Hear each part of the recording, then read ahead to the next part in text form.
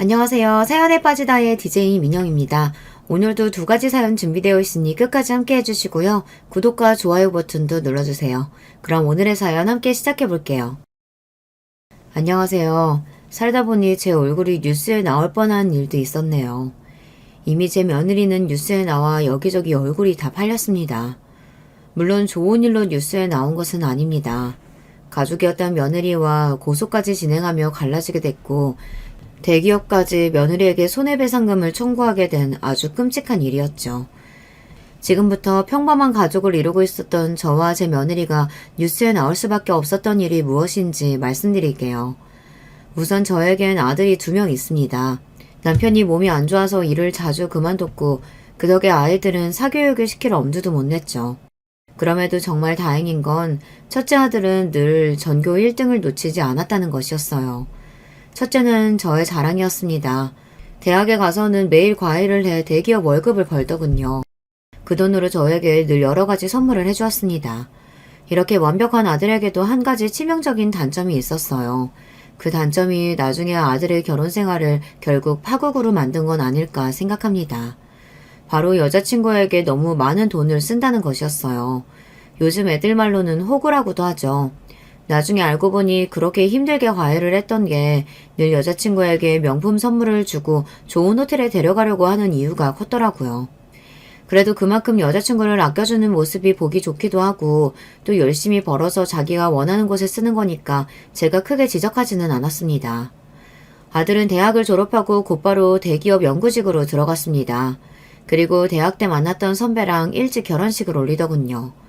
여자애가 어찌나 예쁘고 애교도 많고 싹싹한지 제 아들이 왜 좋아하는지 알겠더군요. 저는 처음으로 맞은 며느리가 너무 마음에 들어서 아들이 준 용돈을 모아 며느리에게 깜짝 선물을 해주기도 하였습니다. 어머 어머님, 이게 정말 제 거예요? 와, 너무 감사해요. 그럼 첫째 며느리 주려고 모아둔 거야.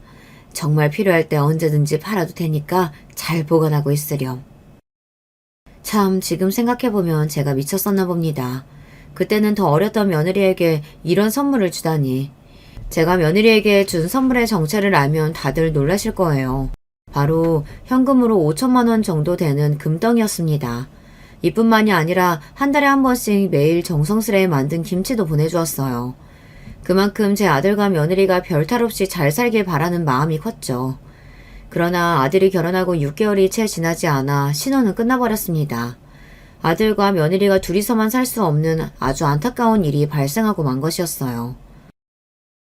어머니, 저 정말 무서워요. 너가 많이 놀랐겠구나. 괜찮아. 옆에서 잘 간호해드리면 앞으로 이런 일 없으실 거야. 바로 사돈이 지병으로 길거리에서 크게 쓰러지셔서 갑자기 병원 신세를 지게 된 것입니다. 사돈 어르신이 일찍 돌아가셨기 때문에 며느리가 이 일을 혼자 감당해야 했고 어떻게 할지 몰라 울고불고 난리를 치는 며느리를 보며 저 어린 것이 얼마나 힘들지 제 마음이 너무 아프더군요. 결국 저는 아들에게 사돈이 병원에서 퇴원하고 나서도 사돈과 같이 사는 게 어떻느냐고 제안을 했습니다. 아무래도 사돈이 혼자 살게 되면 또 언제 지병으로 쓰러지실지 모르는 상황이라고 생각했거든요. 결국 아들은 제 제안을 받아들였고 며느리는 연신 저에게 고맙다고 말했습니다. 하지만 사돈과 함께 살아도 절대 해결되지 않는 큰 문제가 남아있었어요. 아마 여러분들도 가족분들 중에 아픈 사람이 있으시다면 정말 공감하실 겁니다. 바로 돈 문제였어요. 사돈은 매주 병원에 가야 했고 맞아야 할 주사와 먹어야 할 약들이 늘어났기 때문에 병원비와 약값이 만만치 않게 드는 상황이었습니다. 아무리 제 아들이 대기업 연구원이라고 해도 감당하기 어려운 금액이더군요. 그리고 며느리는 아무리 엄마여도 하루 종일 집에 있으면서 간병하는 것은 원하지 않는 듯 했어요. 아무래도 어머님 봐주실 분을 구해야 할 것 같아요. 저 혼자 감당하기엔 너무 힘들어요. 덕분에 간병비까지 엄청나게 늘어나게 되었습니다. 사실 이쯤부터 늘 좋게 봤던 며느리를 다시 생각하게 되는 일이 여러 번 발생했어요. 제 며느리는 아들하고 결혼하고부터 하던 일을 그만두었어요. 처음에는 살림을 한다는 핑계를 댔었죠. 하지만 그럼에도 불구하고 단 한 번도 아들의 아침과 저녁을 차려주지 않더군요. 늘 냉장고는 비어 있었고 가끔 먹다 남은 배달 음식만 쌓여 있었다고 하네요. 그리고 집안일도 아무것도 하지 않았습니다. 늘 가정주부 아주머니가 오셨기 때문이었죠. 한마디로 집에서는 손 하나 까딱하지 않은 것이었어요. 저는 이 모든 사실을 아들이 처가살이를 하고 몇 달 후에 아들과 대화하면서 알게 되었습니다. 처음 이 사실을 듣게 되었을 때 정말 기분이 좋지 않았어요.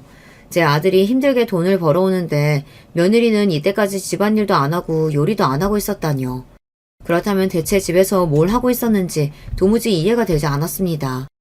그래도 제 아들이 돈도 잘 벌고 착해서 그런지 이런 상황을 전부 이해하고 며느리와 싸우지 않고 잘 살고 있었고, 또 어머니가 아픈 상황이라 정신이 없는 며느리에게 이 문제를 들먹이고 싶진 않아 화가 났지만 며느리에게 아무 말도 하지 않았습니다. 하지만 이 행동들을 보며 저는 며느리가 힘들게 일하기도 싫고 제 아들의 돈을 받았으면서 놀고 싶은 거구나 생각하게 되었죠. 아들과 오랜만에 밥을 먹으며 이 이야기를 듣고 며느리에게 너무 실망했었는데요. 얼마 지나지 않아 그 모든 일들이 생각나지 않은 만큼 기쁜 일이 생겼습니다. 바로 며느리가 임신을 한 것이었어요. 어머니, 드디어 저 임신했어요. 이제 정말 아이 위해서 집에서 푹 쉬어야겠어요. 그럼 임산부가 힘들면 안 되지. 용돈 더 필요하면 나한테 얘기하고 먹고 싶은 거 있으면 언제든지 연락해. 내가 다 해줄게. 아유, 우리 며느리 장하다. 막상 며느리가 제 아들의 아이를 임신했다고 하니 섭섭했던 모든 마음이 사라지더군요. 그저 건강하게 아이만 잘 태어나길 바라게 되었어요. 며느리는 임신한 이후로 가정부와 간병인을 쓰는 시간을 더 늘렸고 아들은 돈 문제로 정말 벅찬 듯 보였습니다. 저는 아들에게 더 부담을 주고 싶지 않아 어떻게 할까 고민하다가 어쩔 수 없이 초강수를 두었어요. 아들, 처가살이 하면서 사돈이 아프셔서 많이 힘들지? 지금 월급으로 부담될 것 같아서 내가 깊이 생각을 해봤거든. 이제 내 용돈은 안 줘도 돼. 아들에게 제가 먼저 용돈을 끊어도 된다고 이야기하자 아들은 미안해하면서도 장모님이 회복하실 때까지만 그렇게 하겠다고 하더군요. 그동안 혼자 돈 문제로 얼마나 힘들었을까요? 그렇다고 임신한 며느리가 일을 할 수는 없으니 결국 저는 제가 더 고생하는 방법을 택했습니다. 아들이 용돈을 끊고 나서 저의 생활에도 큰 변화가 있었어요. 나름 노후 준비를 해놓았던 저는 며느리와 태어날 제 손주에게 더 많은 것을 해주기 위해 그리고 아들이 주던 용돈을 벌기 위해 아무도 몰래 청소 일을 시작하게 되었습니다. 그리고 일을 시작한 지 한 달이 채 지나지 않아 청소하던 건물에서 며느리를 마주쳤습니다. 그리고 제가 들어선 안 될 말을 듣고 말았어요. 너무 충격적이었습니다. 야, 나 진짜 대단하지 않냐? 일 안 하고 놀고 먹으려면 이 정도 연기는 해야 된다니까. 그니까 너 그러다 가짜 임신 들키면 어쩌려고 그러냐? 야, 그게 왜 들켜? 애 태어나기 2달 전쯤엔 유산했다고 할 거야. 며느리와 며느리의 친구가 이런 파렴치한 대화를 나누고 있는 것이었어요. 저는 이 말을 듣고 며느리가 친구와 헤어질 때까지 숨어서 기다리다가 며느리의 친구가 자리를 뜨자마자 달려가서 며느리 머리채를 잡았습니다. 누구야? 뭐야? 어머니가 왜 여기 계세요? 너 가짜 임신이 사실이니? 네 친구랑 하는 얘기 다 들었다. 미치지 않고서야 사람이 어떻게 그런 짓을 하니, 어? 어머니, 그게 아니라요. 잘못했어요. 저도 이유가 있었어요. 제발, 제 말 한 번만 들어주세요. 네? 화를 내고 있는 저에게 하도 말을 들어달라고 사정사정을 하길래 이유나 들어보자 싶어 카페에 갔습니다. 무슨 대단한 이유가 있나 싶었는데 참 하는 말이 어이가 없더군요. 어머니, 정말 죄송해요. 사실 제가 너무 임신이 하고 싶었는데 제 마음대로 안 됐어요. 그래서 제가 임신했다고 하면 현승 씨랑 어머님이 저를 더 사랑해주지 않을까 하는 마음에 그런 거짓말을 친 거예요. 사실 예전에는 형승 씨가 명품 가방도 사오고 제 옷도 사다 주고 그랬는데 요즘은 그런 게 아무것도 없더라고요. 돈도 잘 벌면서 왜 저한테는 안 쓰는 건지. 그래서 예전처럼 좀 더 사랑받고 싶은 마음에 이런 거짓말 친 거예요. 친구한테는 일하기 싫어서라고 했는데 그것도 친구 어필에 허세 부린 거예요. 저는 예전부터 엄마 사랑을 못 받고 자라서 일부러 사람들한테 애교도 부리고 늘 사랑 확인받고 싶어 하거든요. 정말 죄송해요, 어머니. 제 생각이 짧았어요. 제발 이 사실 현상 씨한테는 얘기하지 말아주세요. 네? 절대로 제 아들한테는 이야기하지 말라고 싹싹 비는 며느리를 보며 한숨만 나오더군요. 제 아들이 예전부터 며느리에게 많은 선물을 해주고 있다는 건 알았습니다. 하지만 지금은 상황이 다르잖아요. 사돈이 아픈 것 때문에 돈을 굉장히 많이 쓰고 그래서 여유가 없어서 선물을 못 해주는 것일 텐데 그걸 자기를 예전보다 사랑하지 않아서라고 생각하다뇨. 제 며느리가 철은 없지만 이 정도로 생각이 짧은 아이인 줄은 몰랐습니다. 너무 실망스럽기도 했지만 그래도 이유를 들어보니 정말 사랑을 못 받고 자라는 아이 같아서 이번 한 번만 봐주기로 했습니다. 대신 일주일 안에 이 사실을 아들에게 털어놓으라고 했어요. 하지만 며느리는 이조차도 계속해서 싫다고 하더군요. 결국 언제 말할지를 놓고 며느리와 저는 엄청 크게 다투게 되었습니다. 말이 안 통한다는 생각이 들어 제가 일주일 안에 이 사실을 말하지 않으면 제가 직접 아들에게 모든 것을 말할 것이라고 하자 그제서야 며느리가 알겠다고 하더군요. 이 일 이후로 저와 며느리의 사이는 여러분도 예상하셨겠지만 껄끄러운 관계가 됐어요. 저도 며느리한테 너무 실망해서 다시 예전과 같은 다정한 사이로는 절대 돌아갈 수 없다고 생각했습니다. 며칠 후 아들이 전화와서 아이가 유산되었다고 미안하다고 하더군요. 정말 아들을 위해 모든 걸 말해야 할까 생각했지만 그래도 아들의 결혼 생활을 깨고 싶지 않아 꾹 참았습니다. 이후 며느리는 빈정이 상했는지 저에게 먼저 연락 한 번이 없더군요. 저도 따로 연락을 하지 않았고요. 그저 열심히 청소 일을 하며 살아가고 있었습니다.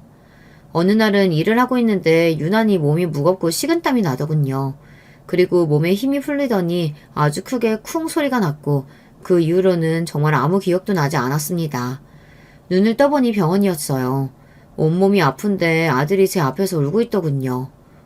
엄마, 깨어나셨어요? 대체 이 나이에 청소일은 왜 하신 거예요? 제가 용돈 안 드려서 그런 거예요? 제가 못나서 정말 죄송해요.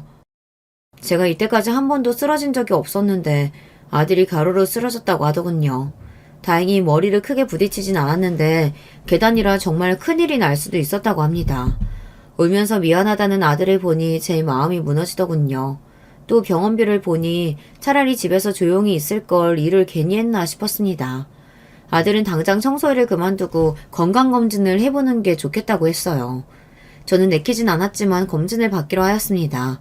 그리고 정말 예상치 못한 청천벽력 같은 결과를 듣게 되었죠. 사실 쓰러지신 게 단순 가로는 아니고요. 고혈압도 있으시고 당뇨도 심하게 있으시네요. 약을 안 먹으면 또 언제 쓰러지실지 모르는 상황이에요. 그리고 지금 종양이 보여서 며칠 입원해서 정밀검사 받아보셔야 할 것 같습니다. 제 검사 결과를 듣고 아들은 너무 고통스러워했습니다. 저도 고혈압과 당뇨가 있다는 것은 알고 있었지만 상황이 예전보다 훨씬 더 심각해졌는 줄은 몰랐거든요. 제가 예전부터 아파도 참는 게 버릇이 된 것 같아요. 정말이지 이젠 일을 하고 싶어도 할 수 없는 상황이 되어버렸습니다. 결국 저는 일을 그만둔 채 병원에 며칠 동안 검사를 받기 위해 입원을 하게 되었어요. 여러분도 나이 먹고 건강검진 해보신 적 있으시죠? 다들 아실 거예요. 혹시 암은 아닐까, 죽을 병에 걸린 건 아닐까, 결과 나오기 전까지 별의별 생각을 다 하게 됩니다. 나이가 드니까 쓸데없는 생각도 많고 겁도 많아지나 봐요. 그리고 드디어 검사 결과가 나오는 날이 되었습니다. 정말 마음이 무겁고 떨렸습니다. 다행히 악성 종양은 아니네요. 고혈압이랑 당뇨 약만 잘 드시면 될 것 같습니다. 대신 나이도 있으시니 절대 무리하시면 안 됩니다. 휴, 정말 다행이었습니다. 저까지 아프면 제 아들이 얼마나 힘들까요? 저라도 건강 잘 챙겨야겠다고 다시 한번 결심하게 되었죠. 그렇게 제가 태어나는 날 아들이 갑자기 며느리 얘기를 꺼내더군요. 맞다. 어머님 요즘 지희랑 무슨 일 있으신 건 아니죠? 요즘 지희가 너무 어머니랑 통화를 안 하는 것 같아서 안 되겠다. 제가 얘기를 좀 해야겠어요.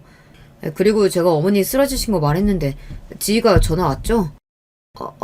그럼 지희가 곧 나 보러 온다고 했어. 걱정하지 마, 아들. 아들의 갑작스러운 질문에 당연히 그렇다고 했지만 제가 한 말은 사실이 아니었습니다. 제 며느리한테 제가 병원에 있는 동안 전화 한 통 하지 않았어요. 얼마 전 며느리와 껄끄러운 일이 있긴 했지만 그래도 시어머니가 쓰러졌다는데 인사도 안 하다니 참 무심하고 정이 없다는 생각이 들더군요. 그 일이 있기 전까지 그래도 그동안 제가 얼마나 잘해줬었는데 옛날 일들은 다 까먹었나 봅니다. 제가 먼저 연락을 할까도 고민했지만 그냥 하지 않기로 했습니다. 해봤자 좋은 소리도 안 나올 것 같고 그때는 나한테는 잘못했어도 애들끼리라도 잘 살면 됐지 그런 생각으로 며느리가 어떤 행동을 하든 가만히 있었던 것 같아요. 그리고 얼마 후 또 제 생일이라 어차피 며느리의 얼굴을 봐야 하기 때문에 그때 진지하게 이야기를 해볼까 생각했죠. 그리고 제 생일날 며느리와 깊은 대화를 하려고 했던 제 예상과는 달리 정말 어이없는 카톡 하나를 받았습니다. 어머니 잘 지내고 계시죠? 이번 생일날 저 못 가요. 그동안 저희 엄마 돌보느라 너무 힘들어서 친구들이랑 정말 오랜만에 여행 가기로 했어요. 그럼 다음에 봬요. 생신 축하드리고요. 뭐 여행 일정이 제 생일이랑 겹칠 수는 있죠.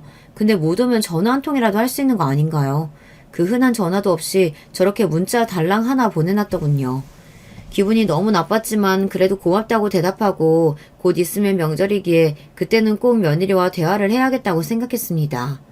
그리고 기다리던 명절날이 되었어요. 아들, 뭐야? 왜 혼자 온 거야? 엄마 죄송해요. 이번 명절은 지희가 예전부터 잡아둔 여행이 있어서 못 온다네요. 뭐 여행? 얼마 전에 내 생일 때도 여행 간 거 아니었어?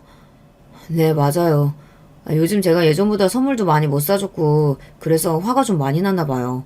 너무 섭섭하다고 하도 난리치면서 그동안 못 갔던 여행 좀 간다길래 그냥 허락해줬어요.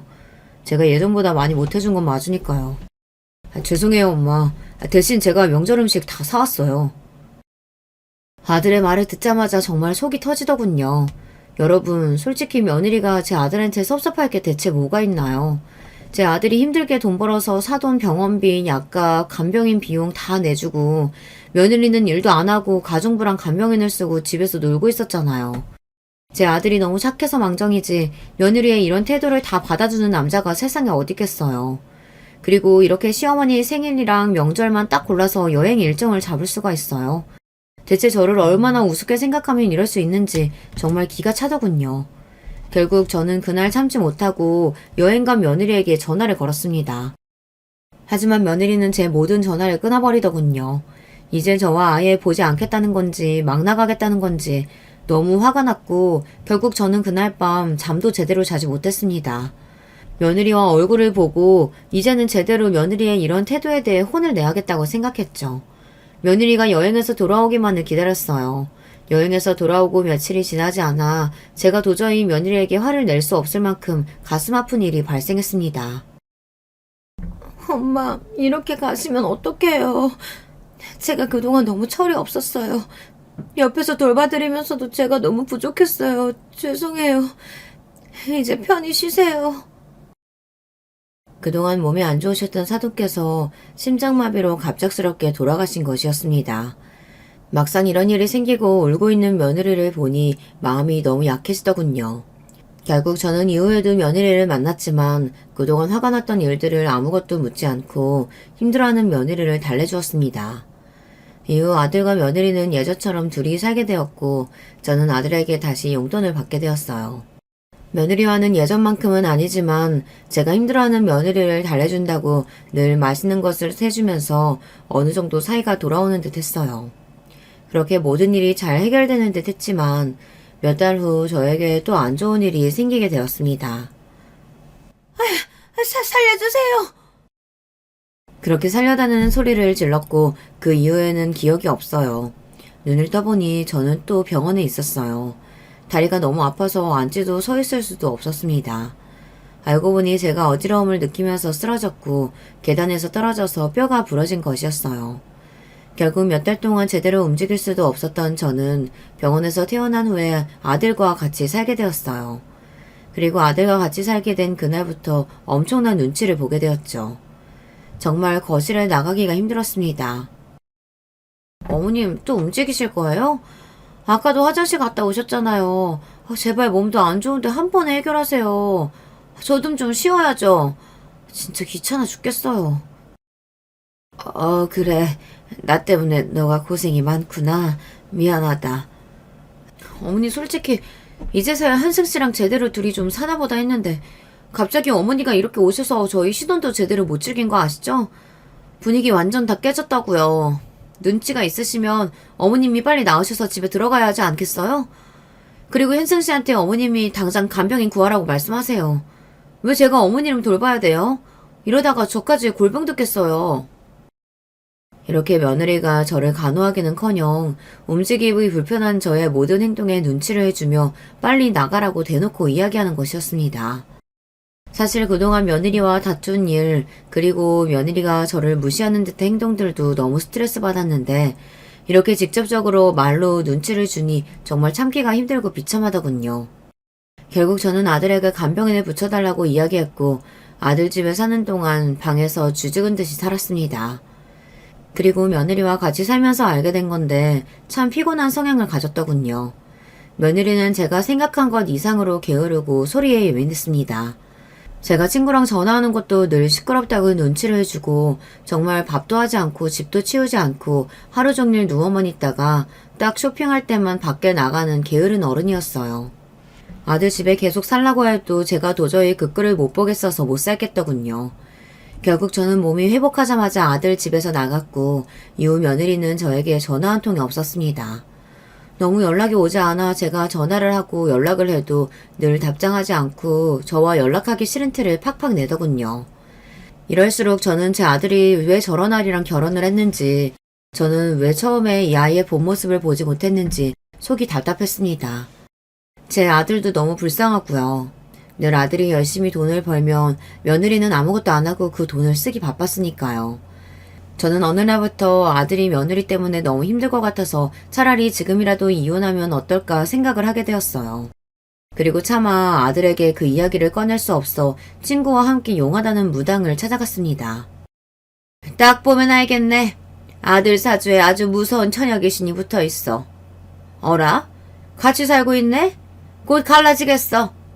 근데 갈라지기 전에 아주 기쁜 일이랑 무서운 일이 일어날 거야. 큰 소용돌이가 올 거라고. 지금이 조심해야 되는 상황이야. 특히 중요한 날에 절대 아무 음식이나 먹지 말고 음식을 잘 봐. 용하다는 보살님이 아주 큰 소용돌이가 올 거라고 말해주시니 저에게 무슨 일이 생기려고 이런 소리를 듣게 된 건지 온몸에 소름이 돋더군요. 사실 저에게 안 좋은 일은 늘 며느리밖에 없었기 때문에 더 안 좋은 일이 일어날 바에는 며느리와 연락을 자주 안 하는 게 낫겠다 싶었습니다. 그나마 다행인 건 아들과 며느리가 갈라선다고 말해주신 것이었어요. 사실 음식을 조심하라는 말은 뭐 크게 예상되는 일은 없었기 때문에 조심해서 나쁠 건 없겠지 정도로만 생각했어요. 한 가지 너무 찝찝하고 걱정되는 건 아들 사주에 무서운 처녀 귀신이 붙어있다는 보살님의 말씀이었어요. 며느리가 철이 없긴 하지만 무서운 아이는 아니었기 때문에 별 일은 없지 않을까, 그 처녀 귀신이 며느리는 아니지 않을까 생각했습니다. 보살님께서 아주 기쁜 일도 일어난다고 했는데 그건 정말 감이 잡히지 않더군요. 이 정도 나이 먹은 노인에게 기쁜 일이 있어봤자 그게 제 일이겠어요. 아들과 관련된 일이겠죠.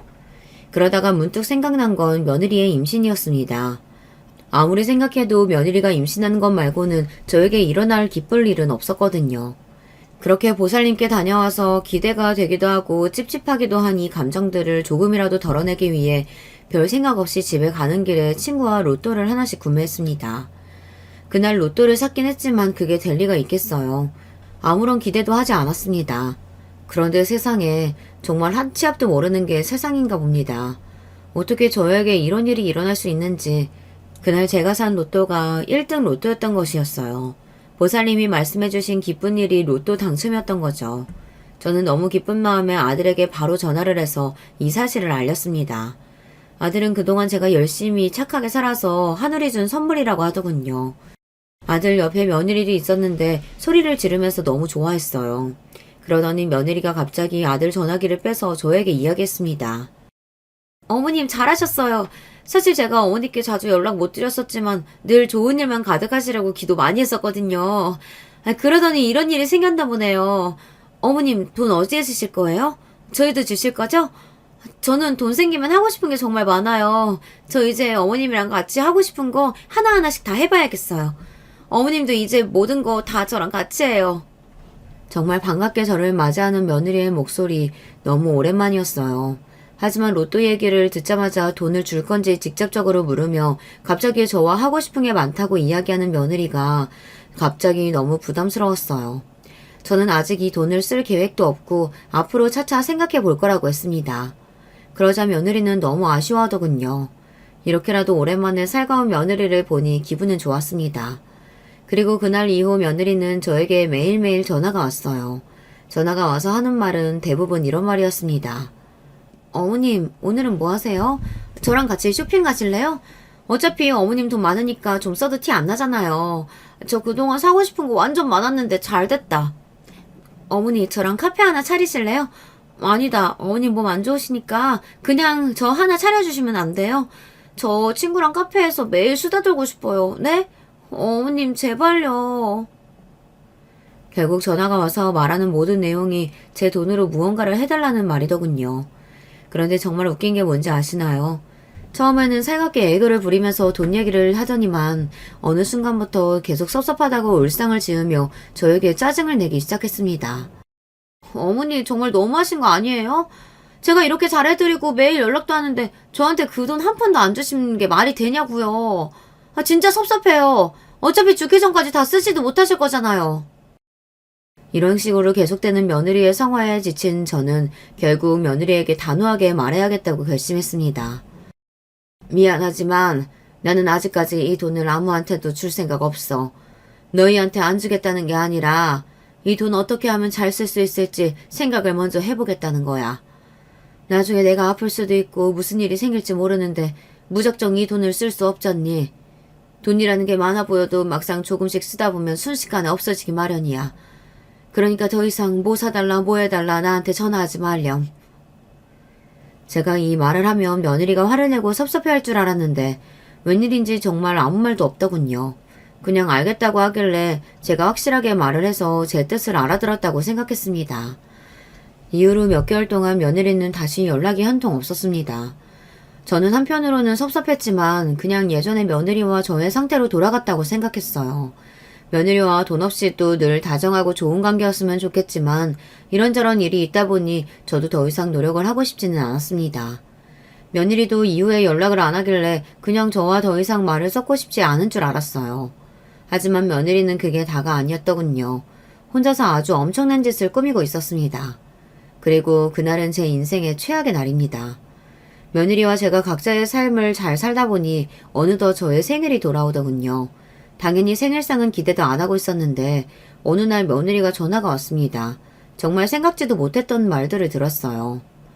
어머님, 그동안 많이 서운하셨죠? 저도 늘 어머니랑 어떻게 저 처음 결혼할 때처럼 다시 친해질 수 있을지 늘 고민 많이 했어요. 마침 어머님 생신이셔서 제가 생신상 차려놨거든요. 얼른 오세요, 어머님. 오랜만에 저희 밥 같이 먹어요. 이게 무슨 일일까요? 며느리가 저에게 연락을 먼저 한 것도 모자라서 제 생일상을 차려주겠다니. 며느리의 목소리는 정말 진심인 것 같았고 저는 며느리가 먼저 저에게 용기를 내어주었다는 생각에 너무 고마워서 그동안 있었던 일은 다 잊고 며느리와 잘 지내야겠다고 생각했습니다. 그런데 며느리를 만나기로 한 전날 밤 아주 안 좋은 꿈을 꾸게 되었어요. 바로 며느리가 제 뒤에서 칼을 꽂고 있고 예전에 배웠던 보살님이 며느리를 막으려고 하는 아주 무시무시한 꿈이었습니다. 일어나 보니 제 몸에 식은땀이 미친 듯이 흐르더군요. 그리고 곰곰이 그동안 며느리가 저에게 했던 행동들을 생각해봤는데 며느리의 행동을 있는 그대로 받아들이면 안 되겠다는 직감이 들더군요. 보살님도 중요한 날에 음식을 조심하라고 했으니 마침 오늘이 저의 생일이어서 이 꿈이 예지몽은 아닐까 온몸에 소름이 돋았습니다. 그래서 긴장되는 마음으로 며느리와 아들 집에 가게 되었어요. 며느리의 집에 도착하자 며느리는 정말 상다리가 부러질 정도로 대단한 생일상을 차려놨고 일을 하고 들어온 아들조차도 놀라는 표정이었어요. 제가 미역국을 정말 좋아하는데 돌미역으로 직접 정성스럽게 미역국을 만들어놨더군요. 미역국을 먹으려고 하는데 제 미역국 양이 너무 많아서 며느리가 밥을 푸고 있을 때 며느리 자리에 있던 미역국을 제 자리로 옮겼습니다. 그리고 며느리가 앉자마자 같이 밥을 먹었어요. 그 순간 믿지 못할 광경이 제 눈앞에 펼쳐졌습니다. 며느리가 갑자기 인상을 쓰고 소리를 지르며 먹었던 미역국을 다 뱉는 것이었어요. 그러더니 저를 은근히 째려보더군요. 저는 며느리의 행동이 너무 황당해서 며느리를 계속 쳐다보았고 놀란 아들이 며느리의 미역국을 먹어보려고 하자 며느리가 또다시 놀라면서 소리를 쳤습니다. 안 돼! 먹지 마! 하지만 며느리가 소리를 질렀을 땐 이미 아들이 미역국을 맛본 후였습니다. 아들은 인상을 쓰더니만 미역국이 살짝 쓰다며 며느리를 쳐다보았고 다시 자신의 미역국을 먹어보더군요. 뭐야, 내 미역국이랑 맛이 다른데? 어머니 미역국 줘보세요. 뭐? 그래. 아들은 또다시 제 미역국을 맛보더니 며느리 것만 맛이 다르다고 했습니다. 그 순간 제 머릿속에 번쩍 떠오른 생각이 있었습니다. 여러분, 예전에 보살님이 해주셨던 말씀 기억하시죠? 중요한 날 음식을 조심하라고 하셨던 그 말씀과 어제 제 꿈이 떠오르면서 설마 며느리가 제 미역국에만 이상한 걸 넣은 건 아닌지 의심이 들더군요. 저는 그 자리에서 손을 벌벌 떨며 며느리에게 진실을 물어봤습니다. 예, 너가 먹은 미역국 처음 내 자리에 있었던 거잖아. 그렇다면 너가 먹은 미역국이 내 미역국이었다는 건데 왜 이것만 맛이 다르니? 너 설마 일부러 내 미역국에만 이상한 거 넣었니? 에이, 그건 아니죠. 저희가 그럴 이유가 없잖아요. 이유는 있지. 아들, 넌 그동안 내가 로또 당첨된 후에 얘가 얼마나 나한테 자주 전화가 온 줄 아니? 평소에 이렇게 전화를 자주 하는 애가 아니었어. 심지어 전화가 와서 늘 나한테 하는 말이 돈 달라는 거였다. 내가 계속해서 안 된다니까 내 병이 더 악화되게끔 이상한 걸 넣었을 수도 있잖아. 뭐? 지야, 네가 얘기해봐. 어머니가 하시는 말씀이 진짜야? 아니야. 나 정말 억울해. 아무리 그래도 내가 그런 짓을 꾸미는 게 말이 된다고 생각해? 며느리는 끝까지 시치미를 떼었고 결국 아들은 모든 미역국을 가지고 가서 성분 검사를 하겠다고 으름장을 놓으며 며느리한테 이야기했습니다. 일이 점점 더 커지자 며느리가 울면서 모든 걸 털어놓더군요. 그동안 제가 얼마나 어머니한테 신뢰가 없었으면 어머님이 저를 의심하신 걸까요? 이 상황이 결국 다 제 탓이라고 생각해요. 정말 죄송해요, 어머님. 어머님 미역국 보시면 알겠지만 사실 어머님 미역국에만 생야채를 좀 많이 넣었어요. 어머님 건강이 안 좋으시다길래 이 정도로 씁쓸한 말이 날 줄 몰랐어요. 제가 요리를 못하잖아요. 저는 그렇다고 제가 이런 의심을 받게 될 줄은 몰랐어요. 정말 좋은 마음이었는데 이렇게 되다니. 어쨌든 죄송해요. 며느리의 표정을 보니 거짓말은 아닌 것 같았습니다. 실제로 미역국 밑을 뒤져보니 정말 이상한 맛이 나는 미역국만 생야채가 많이 있더군요. 며느리 말로는 야채를 넣고 싶긴 한데 제가 빨리 도착하는 바람에 생야채를 넣어 맛이 좀 이상해진 거라고 하네요. 이 사실을 알자마자 저는 제가 보살님 말씀과 꿈 때문에 괜히 예민해서 며느리에게 심한 말을 한 건 아닐까 미안한 마음이 들었어요. 그래서 그 자리에서 바로 사과를 했습니다. 너가 날 이렇게 생각하는 줄도 모르고 내가 너를 의심하다니 정말 미안하다. 그동안 여러 일들이 많았지만 앞으로는 정말 엄마와 딸 같은 사이로 지냈으면 좋겠어. 오늘 초대해줘서 고맙다. 이 말을 들은 며느리는 감동이라며 저를 안아주더군요. 아들은 그제서야 안심한 표정을 지었습니다. 집에 돌아가면서 저는 며느리에게 문자로 로또 당첨금을 나눠주겠다고 이번 주 주말에 집에 오라고 문자도 남겼습니다. 이번 기회에 며느리와 처음 만났을 때처럼 좋은 관계를 유지할 수 있었으면 좋겠다고 생각했죠. 그렇게 이번 일은 해프닝으로 끝나는 듯 보였습니다. 하지만 더 경악스러운 일이 저를 기다리고 있었죠. 며칠 후 저에게 정체 모를 택배가 하나 오더군요. 이게 뭔가 싶어 뜯어보니 유명한 영양제였습니다. 누가 보냈는지 이름도 없었어요. 하지만 영양제가 평소 제가 비싸서 사기 망설였던 영양제이기도 하고 제 지인이나 가족들이 깜짝 선물로 보냈을 거라고 생각했습니다. 너무 고마운 마음에 인증샷을 여러 장 찍어두었고 며칠 동안 감사한 마음으로 열심히 영양제를 먹었습니다. 그런데 영양제를 먹은 이후부터 제 몸에 이상한 변화가 생기더군요. 배가 자주 아프고 알레르기도 올라오는 기분이었어요. 대체 무슨 문제일까 싶어 제조사에 전화를 해봤는데 이상한 증세가 있을 리가 없다고 영양제가 아닌 다른 이유 때문인 것 같다고 하더군요. 결국 저는 영양제를 사준 사람에게 한 번 더 물어보겠다고 생각했고 제일 먼저 아들에게 연락을 했습니다. 아들, 이 영양제 사진 봐봐. 너가 보낸 거 맞지? 나 생각해서 이렇게 깜짝 선물 보내는 건 정말 너밖에 없어. 근데 이 영양제 나랑 좀 안 맞는 것 같아. 배도 아프고 알레르기도 올라오고 좀 이상하네. 어머니, 이거 제가 보낸 거 아니에요. 그리고 지금 제가 사진 봤는데 처음 왔을 때부터 이렇게 온 거 맞죠? 뭔가 이상한데요? 뚜껑을 뜯은 흔적이 있는 것 같거든요. 원래 영양제 새거 오면 이렇게 뚜껑이 뜯어질 수가 없는데. 그 순간 정말 온몸에 소름이 돋았습니다. 아들 말을 듣고 보니 너무 찝찝하더군요. 이 영양제를 계속 먹으면 안 될 것 같다는 생각에 누가 택배를 시켰는지 여기저기 전화해서 찾아보니 예상치 못한 이름이 보였습니다. 택배를 시킨 사람은 바로 얼마 전 미역국 사건이 있었던 며느리였습니다. 저는 너무 놀라서 아들에게 당장 이 사실을 이야기했고 그날 밤 며느리에게 전화가 왔습니다. 어머니, 그거 제가 보낸 거 맞아요. 괜히 어머님이 미안해하실까봐 일부러 제가 말씀 안 드린 거예요. 그 영양제가 좀 독해서 어머니랑 안 맞을 수도 있는데 처음이라 그렇지 계속 먹으면 아마 건강도 더 좋아지실 거예요. 저 믿고 걱정 마시고 계속 드세요. 며느리가 보냈다는 걸 알게 된 후 마음이 좀 놓이더군요. 포장은 사실 제가 뜯고 나서 사진을 찍은 건지 잘 기억이 안 나기도 해서 크게 의심하지 않았습니다.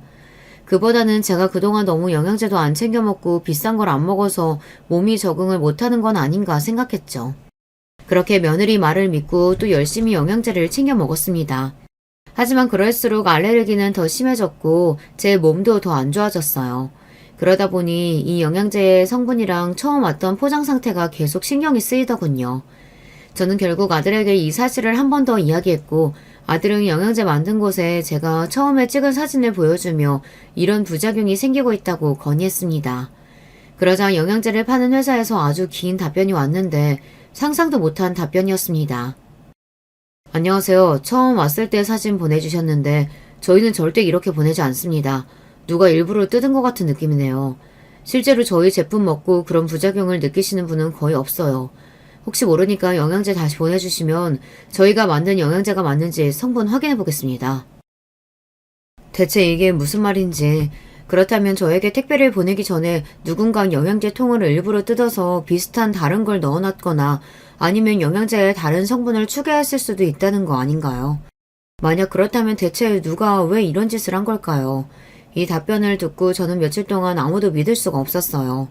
아무리 생각해봐도 저에게 이런 일을 할 사람이 없어서 처음 영양제를 보낸 며느리 짓일까 하는 의심도 들었습니다. 그리고 제 의심의 답이 얼마 후 밝혀졌습니다. 며칠 후에 영양제 회사에서 아들의 연락이 왔는데 그 연락을 받고 아들은 다급한 목소리로 저에게 전화가 왔더군요. 어머니, 영양제 회사에서 연락 왔는데 이거 진짜 영양제 아니래요. 누가 이 영양제에 이상한 걸 넣어서 어머니한테 보낸 거예요. 이거 몸에 엄청 안 좋은 성분이래요. 먹으면 안 되는 거라고요. 대체 누가 어머니한테 이런 짓을... 이건 범죄예요. 제가 당장 경찰에 신고할게요. 사실 아들의 말처럼 저도 당장 경찰에 신고하고 싶었습니다. 그런데 한 가지 찝찝한 점은 아까도 말했지만 이 영양제를 보낸 사람이 며느리라는 것이에요. 그렇다면 이 행동도 며느리가 했을 수 있다는 거 아닌가요? 생각해보면 저번 미역국 사건도 들켰을 때를 대비해서 생야채를 넣어둔 것일 수도 있잖아요. 이런 의심이 들어 저는 며느리한테 제 영양제가 바꿔치기 당했고 지금 바꾼 사람을 찾기 위해 경찰에 신고할 것이고 범인은 아주 큰 벌을 받게 될 거라고 말했습니다.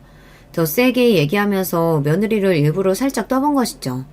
그러자 제 예상처럼 며느리가 깜짝 놀라며 저를 말리더군요. 어머니, 이 일로 경찰까지 연락할 필요가 있어요? 그냥 운 안 좋았다 생각하고 안 먹으면 되죠. 요즘 택배 범죄도 많다잖아요. 어머님한테 이런 짓 할 사람도 없고 그냥 운이 안 좋았던 거겠죠. 넘어가요. 어머님 건강도 안 좋으신데 경찰조사 받으면 너무 힘드셔서 안 돼요. 이렇게 절대로 경찰에 신고하는 건 안 된다고 하더군요. 보통 가족에게 이런 일이 생기면 어떻게든 범인을 찾으려고 할 텐데 운이 나빴던 거라고 그냥 넘기자고 말하는 며느리를 보며 저는 어쩌면 며느리가 범인일 수도 있겠다 생각이 들었습니다. 이 사실을 아들에게만 몰래 이야기했고 아들은 경찰에 신고를 하며 며느리가 범인으로 의심된다는 이야기도 함께 전했습니다. 그리고 얼마 지나지 않아 드디어 범인이 밝혀졌습니다. 며느리가 아니었어요. 하지만 범인은 제가 어디서 본 익숙한 얼굴이었죠. 예전에 청소 일할 때 며느리가 가짜 임신했다고 친구에게 이야기했을 때가 있었는데 바로 그때 본 며느리의 친구가 범인이었습니다. 이 사실을 알자마자 깜짝 놀라서 경찰서에 달려갔는데 이미 며느리가 와 있더군요. 그리고 경찰서에 가는 도중에 공원에서 며느리의 소리가 들리길래 들어봤더니 참 대화가 가관이었습니다. 야, 너 진짜 돌머리냐? 너가 절대 안 들킨다며. 그래서 돈도 챙겨줬잖아. 야, 니네 시어머니가 눈치가 빠른 걸 어떡하라고. 아, 그러게 네가 평소에 신뢰가 좀 있었으면 이런 의심도 안 받았을 거 아니야. 아, 몰라. 이제 나 어떡하냐고. 너 무조건 너 혼자 있다고 해. 절대 내가 시켰다고 얘기하지 마. 아니면 나 진짜 망해. 바보같이 제가 듣고 있는 줄도 모르고 친구랑 이런저런 대화를 하고 있더군요. 곧바로 달려온 제 아들은 며느리를 보자마자 화를 참지 못하고 며느리의 뺨을 때렸습니다. 그리곤 한마디 했죠. 너 진짜 생각이 있긴 하냐? 그렇게 내 돈으로 네 갖고 싶은 명품 사고 하고 싶은 거 다 하고 놀고 먹고 살았으면 우리 엄마한테는 잘했어야지. 몸에 안 좋은 성분 넣은 영양제 우리 엄마한테 보내는 게 말이 되냐고. 어? 네가 그러고도 사람이야? 아! 왜 날 때려? 이거 내가 한 짓 아니고 얘가 한 거야. 아, 나도 친구지만 얘가 이럴 줄은 몰랐다고. 이렇게 말하면서 친구를 보고 어떻게든 수습하라고 눈치를 주더군요. 야, 빨리 내 남편한테 제대로 얘기해. 이거 너 혼자 한 짓 맞잖아. 진짜요? 이거 제 아내가 시킨 거 아닌 거 확실해요? 저한텐 정말 중요한 일이고 돈은 제가 얼마 전지 드릴 테니까 이번엔 사실대로 말씀하세요. 그러자 며느리의 친구는 고민하는 표정을 하더니 이내 폭탄 발언을 해버렸습니다. 야, 꼴 좋다. 그렇게 남자 잘 만나서 먹고 놀고 매일 쉰다고 열심히 일하는 나 무시하더니만 이제야 너 망하는 꼴 좀 보겠네. 얘 매번 저한테 어떻게 하면 자기 시어머니가 빨리 돌아가실 수 있냐면서 얼른 돌아가셔야 로또 당첨금 다 자기 거 된다고 맨날 저한테 얘기하던 애예요. 미역국 사건 아시죠? 그거 다 먹으면 아마 어머님 쓰러지셨을 텐데 그 전에 들켰다면서요? 미역국은 제 혼자 저지른 일이에요. 저는 얘가 이렇게 실행력이 강한 애인 줄 몰랐다니까요. 영양제도 하도 부탁을 하길래 같이 도와줬어요. 막상 어머님 얼굴 보니까 좀 미안하네요. 며느리 친구가 한 말을 들은 제 아들은 다리에 힘이 풀려 그 자리에서 주저앉고 말았습니다. 정말 인간의 탈을 쓴 악마를 보는 것 같았어요. 며느리는 끝까지 시치미를 떼며 제 아들을 설득하려고 하더군요. 아니야, 제 말 말고 내 말 좀 들어봐. 제가 나 지금 연맥이려고 저러는 거라니까. 우리 경찰서 나가자. 경찰서 나가서 내가 어떻게 된 건지 다 설명할게. 어? 꺼져. 너란 여자 보기도 싫고 우리 이혼이야. 너 이거 범죄인 건 알지? 우리 엄마한테 한 짓 난 절대 용서 안 해. 그렇게 며느리와 며느리의 친구는 법의 심판을 받게 되었고 제 아들은 당연히 며느리와 이혼하게 되었습니다. 참, 저는 며느리가 처음엔 그저 철이 좀 없는 애인 줄 알았는데 이렇게 영악한 애인 줄은 꿈에도 몰랐습니다. 여러분, 그 영양제를 제가 계속 먹었다면 저는 지금 살아 있었을까요? 제 건강이 어떻게 됐을지 정말 끔찍합니다. 이 일이 있고 나서 저는 밖에서는 아예 음식을 먹을 수가 없었고 영양제나 약도 함부로 먹을 수가 없었어요. 정신적인 스트레스와 엄청난 강박에 시달리고 있었죠. 아들은 이런 제 모습을 보며 정말 미안하다며 사과를 했습니다. 스트레스가 쌓여 너무 힘든 하루하루를 보내고 있는데 누군가 모르는 번호로 연락을 해오더군요. 여보세요? 누구세요? 어머니, 제발 고소 취하해주세요. 네?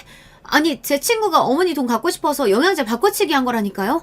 제발 믿으셔야 돼요. 미역국은 제가 이상한 거 넣은 게 맞아요. 근데 그거 다 먹어도 안 쓰러지셨을 거예요. 너무 돈이 갖고 싶어서 그랬어요. 근데 그거 말고 영양제는 정말 억울해요. 네? 이렇게 끝까지 자기는 억울하다고 난리를 치더군요. 저는 아무런 말을 하지 않고 전화를 끊어버렸습니다. 아들과 저는 며느리를 절대로 봐줄 생각이 없었고 앞으로 만나고 싶지도 않았거든요. 그렇게 연락도 피하고 다시는 얼굴 볼 생각도 안 했는데 예상치 못한 곳에서 며느리의 실루엣을 보게 되었어요. 바로 뉴스였습니다. 얼마 전 영양제 회사에서 여성 2명을 고소했습니다. 시어머니가 로또 당첨이 되자 돈을 갖고 싶은 마음에 영양제를 바꿔치기 해서 시어머니에게 선물한 건데요. 이 영양제를 먹고 건강에 이상이 생긴 시어머니가 경찰을 고소를 하며 이 사실이 밝혀지게 되었습니다. 영양제 회사는 이 일로 회사의 이미지가 훼손되어 거액의 손해배상금을 청구할 예정이라고 합니다. 저 뉴스를 보는데 저기에 나오는 시어머니가 바로 저라는 사실이 참 어이가 없더군요. 어쩌다가 제가 뉴스에 나오는 사건의 주인공이 된 것일까요? 그리고 정말 유명한 영양제 회사에서 손해배상금이 엄청날 텐데 늘 돈을 쓰기만 하고 벌 생각은 하지 않았던 며느리가 이걸 어떻게 감당할 수 있을까 생각이 들더군요. 저에게 못된 짓을 많이 했지만 그래도 한때의 며느리였던지라 이 상황이 속 시원하다고는 못하겠어요.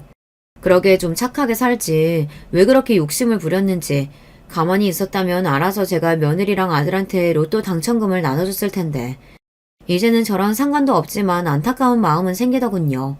하지만 더 이상 며느리와 엮이고 싶지도 않았고 도움을 줄 생각도 없었습니다. 이후에도 이 사건으로 인해 경찰서에 가야 할 일들이 몇 번 있었답니다. 어쩌다 며느리와 만나게 되었는데 며느리가 제 팔을 붙잡으며 사정사정을 하더군요. 어머니, 저 정말 돈 없어요. 아시잖아요. 저 정말 뉴스까지 나올 줄 몰랐어요. 제가 잘못했어요. 제발 저 한 번만 도와주시면 안 돼요? 저 진짜 죽고 싶어요. 네? 며느리를 마주칠 줄은 몰라서 당황한 저를 보며 경찰관님들은 며느리를 떼어냈습니다. 지금 독하게 얘기 안 하면 계속 저를 찾아올 것 같아서 큰맘 먹고 한마디 했습니다. 그러게 있을 때 잘하지 그랬니? 너 이거 인과응보야. 네가 저지른 일에 벌 받은 거라고. 뼈 빠지게 돈 벌어서 그 돈 다 손해배기 상금으로 날려봐라. 그리고 너도 시어머니 생신상에 영양제랑 독 같은 거 넣은 이상한 며느리 꼭 만나고. 이 말을 들은 며느리 표정은 정말 벙쪄 있더군요. 경찰관들도 속이 시원하면서도 어이가 없었는지 웃음을 참는 듯 했습니다. 솔직히 한편으로 안타깝다고 생각하고 있었는데요. 어떻게 이런 말을 했는지 저도 제가 신기합니다. 그래도 이 말을 한 이후로 저한테는 연락이 전혀 오고 있지 않네요. 하지만 아들한테 물어보니 아들에게는 계속 돈을 빌려달라고 아직까지 연락이 오고 있답니다. 제 며느리 사람 끝까지 안 변할 것 같아요. 이 일이 있고 나서 저는 꾸준히 정신과 치료를 받고 있습니다. 누가 선물을 보내와도 다른 의도가 있는 건 아닌지 확인하게 되고 음식도 계속 재료를 의심하게 되더군요. 네, 이 일이 제 머릿속에서 희미해질 시간이 아직은 좀 필요한 것 같습니다. 그래도 다행인 건 저에게는 며느리가 그토록 탐내던 로또 당첨금이 남아있다는 사실이에요. 제 병원비로 쓸 수도 있고 무엇보다 아들이 예전부터 하고 싶은 사업 자본도 줄 수 있어서 정말 다행입니다.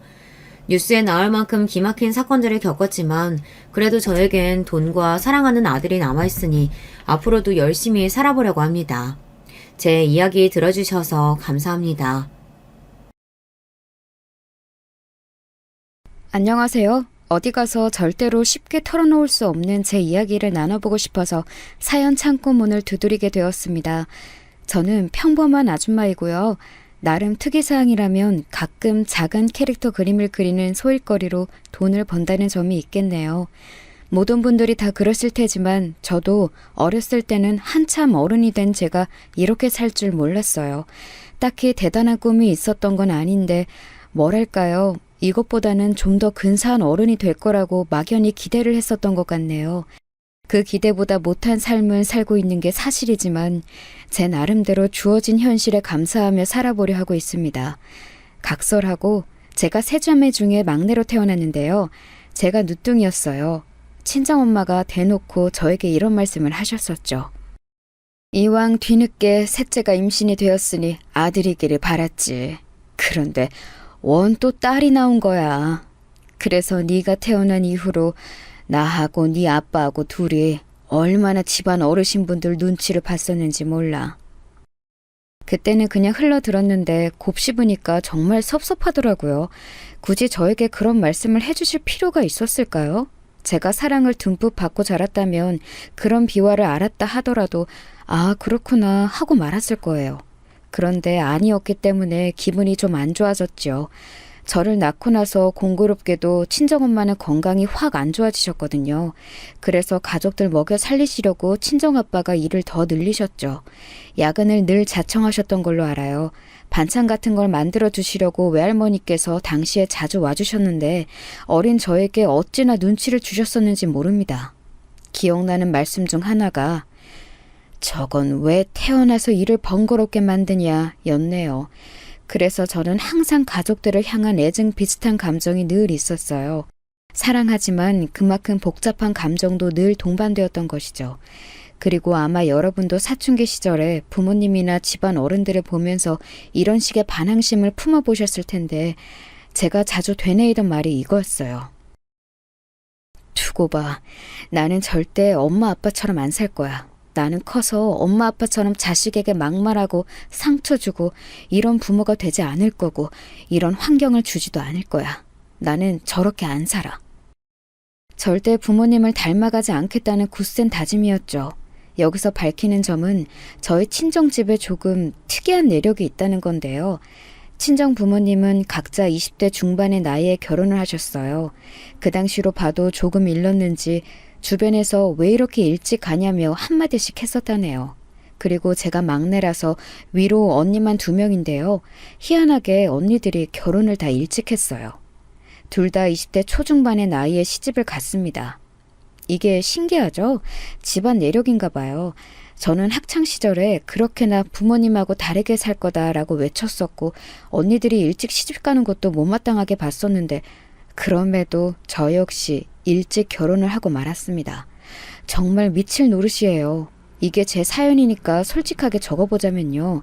일찍 결혼해서 여자로서 이득을 본 거, 좋았던 거 없다고 봅니다.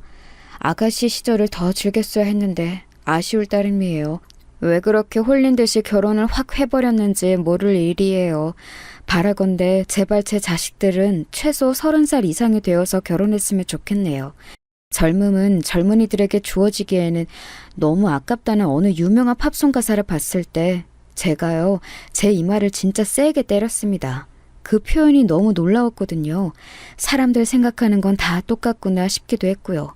너무 미숙하고 인생 사는 법을 잘 모르고 이런 젊은이들에게 인생에서 가장 싱그러울 젊음이라는 게 주어지는 건 아까운 것 같아요.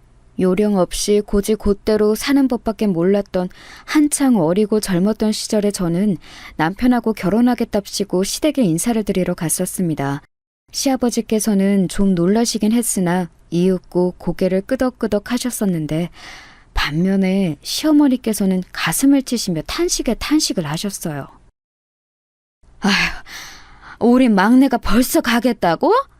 아이고, 서운해라. 아이고, 섭섭해라. 어떻게 이럴 수가 있을까? 예, 너는 어린 여자애가 겁도 없이 발랑 까져서는 왜 우리 막내 아들을 꼬여냈니? 너 왜 그랬어? 어? 아직 우리 막내 한창 때인데 왜 결혼하자고 네가 꼬여낸 거야? 네? 저요? 저는 그냥 오빠하고 너무 좋아서 그냥 빨리 결혼하면 좋을 것 같아서요. 뭐야? 그냥? 그냥이라고? 이걸 확 그냥 겨우 그딴 이유로 우리한테서 귀한 막내 아들을 채가지 마. 맹하게 생겨가지고 이런 것들이 독하게 생긴 것들보다 더 무섭다더니 우리 막내를 단단히 홀려먹어? 저기 죄송한데 홀린 건 오빠가 아니라 저 아닐까요? 오빠가 저에게 확신을 주니까 제가 아직 어린 나이에도 불구하고 결혼하기로 결심을 한 거죠. 제가 울컥해서 소심하게 대꾸를 했었는데 시어머니께서는 일을 가셨고 옆에서 시아버지께서 창피해 죽겠다는 표정으로 그런 시어머니를 조심스레 말리기 시작하셨어요. 시어머니께서 계속 이렇게는 못 뺏긴다라는 말씀을 반복하셨거든요. 그리고 남편은 요지부동이었죠. 시어머니께서 열변을 토하시든 그러다 각혈을 하시든 말든 마치 도 닦은 수도승 마냥 무감각한 표정으로 있을 뿐이었어요. 남편이 좀 내향적인 사람이었고 표현이 적은 사람이었으나 저렇게 무감각하게 굴 사람까지는 아닌 것 같아서 저는 그때 몹시 의외라고 느꼈는데요.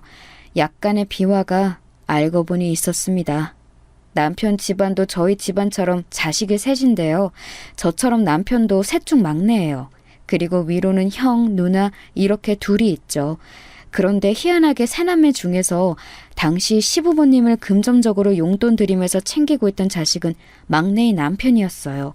그 외로 자주 들여다보면서 생활용품이라든지 이런 거 사드리고 전반적으로 보는 건 남편의 누나인 시누이가 하고 있었고요. 그러니까 시부모님으로서는 당신들을 열심히 봉양해야 할 막내 아들이 일찍 장가를 든다니까 챙김을 못 받으실까봐 그게 염려되셨던 겁니다. 시부모님 2분이 경제활동이 어려우셨냐고요? 아니요. 집안끼리 또 공통점이 있는데 그건 시부모님 역시 일찍 결혼하신 분들이라는 거예요. 그래서 당시에 2분은 고작 50대 초반이셨습니다. 그런데 뭔 용돈을 자식이 꼬박꼬박 챙겨드려야 한단 건가요? 사지도 멀쩡하셨던걸요. 50대면 남녀 불문 한창 일을 할 나이잖아요. 60대는 되어야 경제활동에서 물러나는 게 자연스러운 풍경이고요. 그래서 어이가 없었습니다. 그리고 남편이라고 해서 뭐 혼자 희생하고 그런 게 좋았겠나요? 아니었죠. 시댁은 절대 경제적으로 풍족한 집안이 아니었고요. 유복하게 산 적이 한 번도 없었다고 남편이 그러더군요. 일찍 결혼해서 자식들 낳으셨으면 그만큼 열심히 버셔야 하는데 시부모님의 사상이 참 특이하게 느껴졌네요. 남편도 일찍 결혼했지만 시누이도 일찍 결혼을 했습니다. 마치 일찍 결혼하는 건 집안의 내력이라는 걸 뒷받침하던 말이에요. 오히려 결혼 정년기를 맞이하도록 장가를 안 들고 있었던 남편의 형인 아주버님께서 집안 내력에 비춰봤을 때는 특이한 분이셨습니다. 듣자 하니 공부를 하시느라 그렇게 늦으셨다고 해요. 대학원까지 나오셨거든요. 그런데 시댁이 잘 사는 것도 아니고 시부모님께서는 일찍이 경제활동에서 물러나셨는데 대학원까지 다니는 돈은 어디서 났냐고요? 시누이가 부잣집에 시집을 가서 그랬을까요? 아니죠. 아니었어요. 남편이 그 돈도 다 댔던 겁니다. 자기용 뒷바라지를 했던 것이죠. 나는 오빠가 지금까지 가족들한테 엄청 잘하면서 사는 막내인 줄로만 대충 그렇게 알고 있었는데 그런 것까지 다 해줬을 줄은 몰랐어. 이런 표현 써도 되는지 모르겠는데 오빠 혹시 집에서 봉 아니야? 그렇게 눈치 보면서 말할 거 없어. 나도 내가 봉이라고 생각하고 있으니까. 전에는 이런 식으로 생각 안 했었는데 작년부터 아예 아버지하고 엄마하고 두 분 다 일을 전혀 안 하시는 채로 집에만 눌러 앉아 계시고 나한테만 손 벌리시려고 들고 형이랑 누나보다는 나를 너무 만만하게 보시고 자꾸 이렇게 되니까 사람 마음이라는 게 내가 우리 집에서는 봉이구나 이런 생각이 딱 들더라. 오빠, 우리 결혼하고 나면 우리끼리 똘똘 뭉쳐서 잘 살아보자. 그간 오빠가 가족들 잘 챙기는 거 언뜻 보고 들어서 내가 잘 알고 있는데 결혼하고 나면 내가 오빠 대신해서 아버님 어머님도 잘 챙겨드리고 그러면서 우리 밥그릇은 알아서 딱딱 챙기고 이렇게 살도록 열심히 노력해볼게. 말만 들어도 힘이 난다. 역시 너를 만나서 결혼하기로 한 건 내 인생에서 가장 잘한 일이었어. 내가 진짜 앞으로 다른 건 몰라도 한눈 안 팔고 너 하나만 보면서 살게. 내가 이건 진짜 약속한다.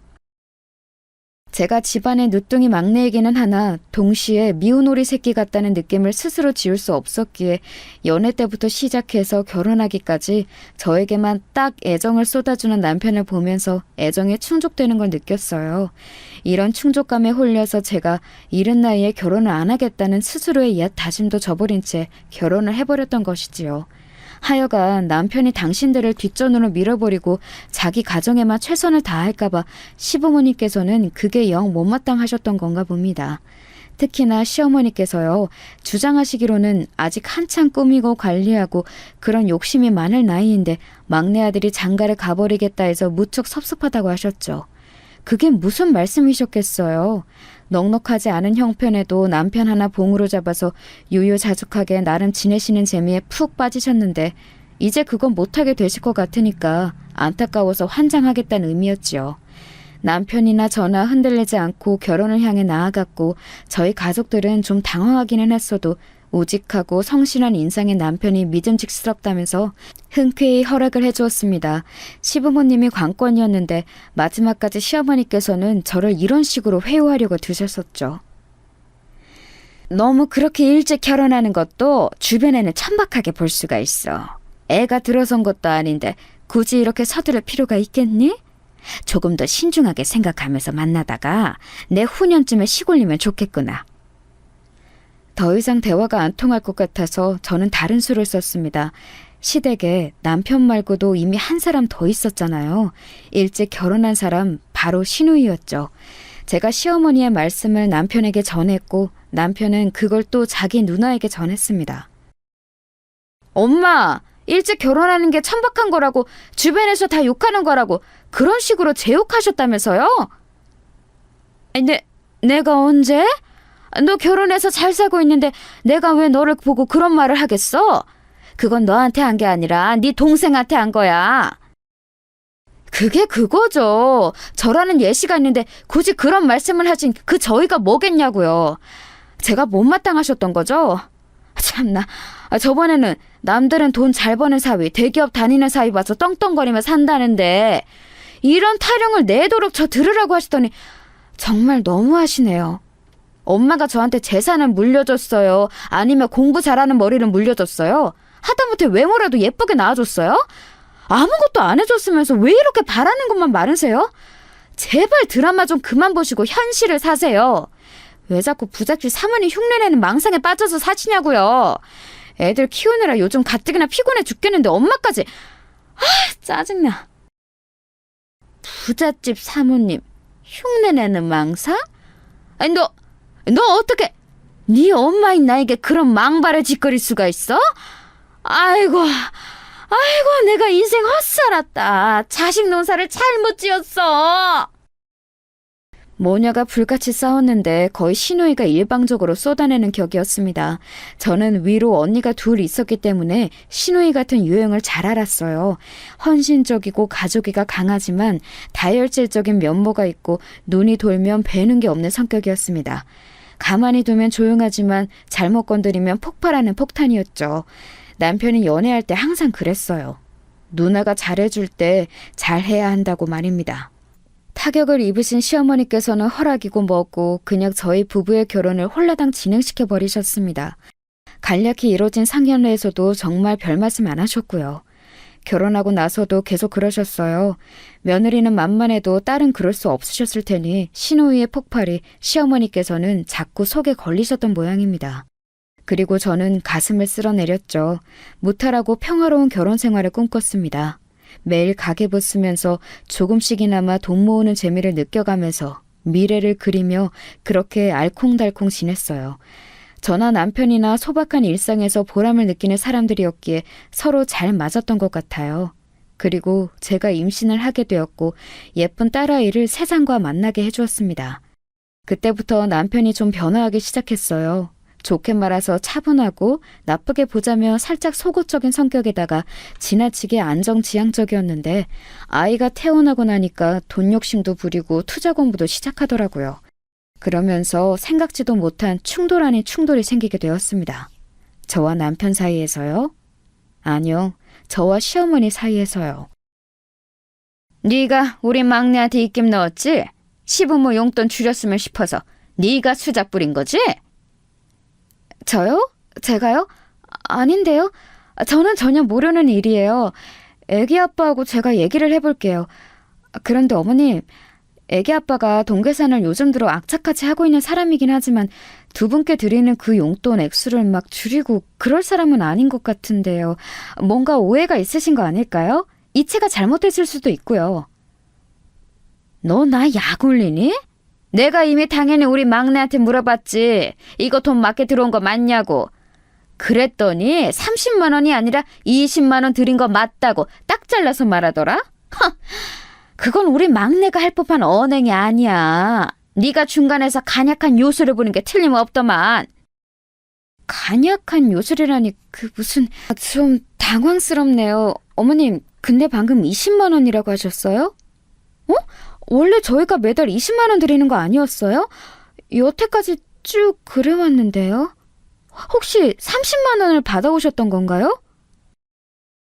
얘가 뭔 소리람? 당연히 30만 원씩 받아왔지. 아휴, 니네 결혼하기 전에는 기본 50만 원씩 거뜬히 받았었고 그 외 자잘하게 떨어지는 것들도 많았는데 사는 게 다 부질없네. 저는 지금까지 20만 원 드린 줄 알았어요. 가계부에도 그렇게 다달이 적혀 있었고요. 그렇다면 애기 아빠가 자기 용돈에서 그거 아껴서 두 분께 더 드린 거였네요. 저는 그걸 지금 어머니 덕분에 알았고요. 그때 왜 눈물이 나는지 모를 일이에요. 저에게 지금껏 그런 말을 안 한 남편에 대한 배신감? 아니면 측은지심? 지금도 정확한 이유를 모르겠네요. 속에서 울컥한 감정이 올라왔는데 전화기 너머로 시어머니께서는 그런 저를 비웃으셨습니다. 너 설마 지금 질질 짜는 거니? 왜? 10만 원에 아까워서? 기가 막히는구나. 왜 이렇게 다들 구질구질하게 살아? 아이고 꼴보기 싫어라. 10만 원 도로 올려달라고 하고 싶다가도 그런 맛이 뚝 떨어지네. 그래, 네가 이겼어. 나하고 우리 막내 모자 사이 다 갈라놓고 10원 한 장 살뜰히 모아가면서 그렇게 지내렴. 왜 이야기가 그렇게 튀는 거였는지 정말 모를 일이었어요. 논리도 없고 진짜 화가 나더라고요. 속에서 열불이 터져서 그날 애기 데리고 동네 공원 나가서 2시간은 화를 삭혔던 것 같아요. 남편하고는 이 일로 진지한 대화를 좀 나눴습니다. 역시나 자기 허리띠 졸라가면서 남편은 시부모님께 용돈을 더 드렸던 것이었죠.